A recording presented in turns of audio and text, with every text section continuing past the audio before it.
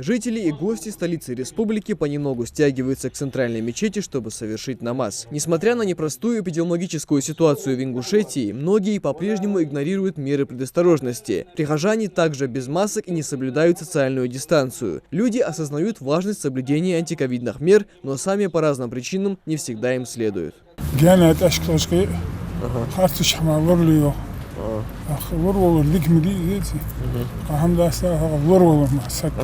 может, если он нас, да, en paid bulur maar zonder dat maskeler is no dat. طبعا يتسين خجوهن ده هيتخنيه ماسك طبعا خنيه ماسكوتي يتسين خجوهن خجي Dan als ham isayat we yelжмейк. и лелюаш хачало.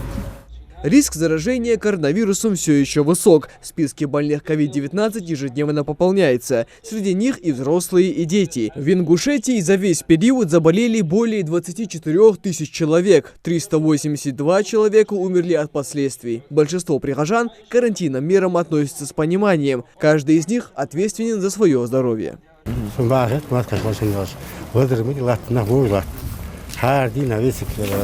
интернет хатааш хурмын шиш кох гонуу яах чуулаа халлаа гэж. Аш тамаа тамаа хашуух яа маск. До хамаа шаарнаа дөө. Нахаги ашууд хай. Нахбош метилээ яа.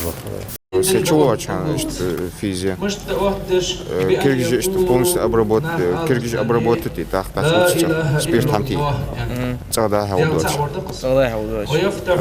Хайбоучан хон бежмеви маски. Маски в период пандемии уже стали главным атрибутом одежды. Многие к этому привыкли, но большинство все еще нет. Именно для второй категории проводят акцию сотрудники Коммолодежи у входа в столичную мечеть. Людям раздают средства индивидуальной защиты и просят соблюдать социальную дистанцию. Такие же акции проходят каждую пятницу в мечетях по всей республике. Мы еще с начала ковидных ограничений проходились по всем мечетям и помогали провести работу по дистанции, по соблюдению дистанции среди прихожан мечети.